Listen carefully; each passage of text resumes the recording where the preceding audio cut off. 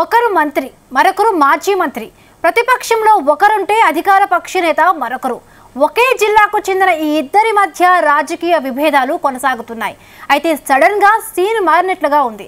మాజీ మంత్రి కుటుంబ సభ్యులు ఒక్కొక్కరుగా వచ్చి ఆ అమాత్యుని కలుస్తూ ఉండడం రాజకీయంగా సంచలనం రేపుతోంది. ఇంతకు ఆ ఇద్దరు ఎవరు?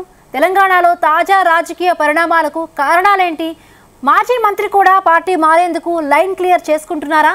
ప్రత్యర్థులుగా ఉన్న ఇద్దరు బలమైన నేతల ఏకతాటికి పైకి వస్తారా? అందుకు దోహదపడే అంశాలేంటి?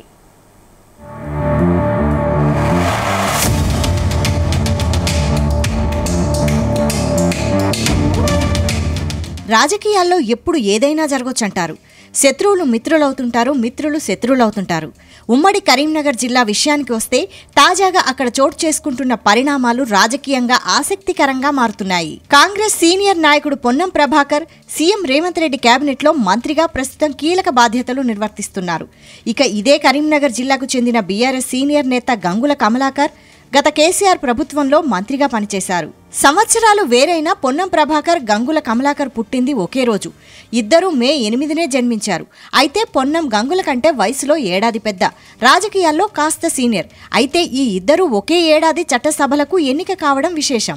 2009లో పొన్నం ప్రభాకర్ కరీంనగర్ స్థానం నుంచి కాంగ్రెస్ అభ్యర్థిగా పోటీ చేసి లోక్సభలోకి అడుగుపెట్టారు. అదే ఏడాది గంగుల కమలాకర్ కరీంనగర్ స్థానం నుంచి టీడీపీ అభ్యర్థిగా పోటీ చేసి అసెంబ్లీలోకి అడుగుపెట్టారు.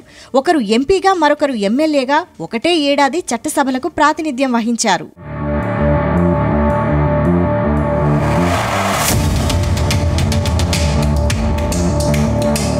ఒకప్పుడు పొన్నం గంగుల మధ్య అత్యంత చనువు ఉండేదన్న ప్రచారం ఉంది. అయితే ఆ తర్వాత విభిన్న రాజకీయాల నేపథ్యంలో ఇద్దరి మధ్య ఆంతర్యం ఏర్పడింది. అది ఇద్దరి మధ్య తీవ్రస్థాయి మాటల యుద్ధానికి దారితీసి వ్యక్తిగత విమర్శల దాకా వెళ్లింది. గత కేసీఆర్ ప్రభుత్వంలో మంత్రిగా పనిచేసిన గంగుల జిల్లా రాజకీయాలపై పట్టు కోసం ప్రయత్నించారు.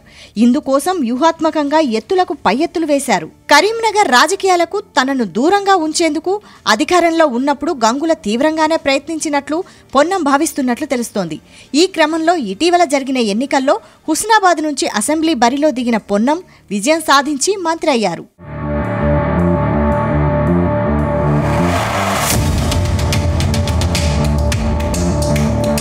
ఇప్పుడు పొన్నం ప్రభాకర్ గంగుల విషయంలో దూకుడు పెంచారా అన్న అనుమానాలు కలుగుతున్నాయి. బీఆర్ఎస్ నుంచి చేరతామంటూ చాలామంది వస్తున్నా పొన్నం పట్టించుకోవడం లేదు. ఇలాంటి పరిస్థితుల్లో పొన్నం ప్రభాకర్ను కలిసేందుకు గంగుల కుటుంబ సభ్యులు ప్రాధాన్యత ఇస్తుండడం పలు అనుమానాలకు దారితీస్తోంది. కొద్ది రోజుల క్రితం గంగుల బావ గ్రెనైట్ ఫ్యాక్టరీస్ అసోసియేషన్ అధ్యక్షుడు శంకర్ వెళ్లి కలిసొచ్చారు. తాజాగా గంగుల కమలాకర్ అన్న గంగుల సుధాకర్ కూడా మంత్రి పొన్నం ప్రభాకర్ను కలవడంతో జిల్లా రాజకీయాల్లో చర్చనీయాంశమైంది. ఇంతకాలం పొన్నం అంటే అంటిముట్టనట్లు ఉన్న గంగుల కుటుంబ సభ్యులు ఎందుకు కలిశారంటూ చర్చ కొనసాగుతోంది.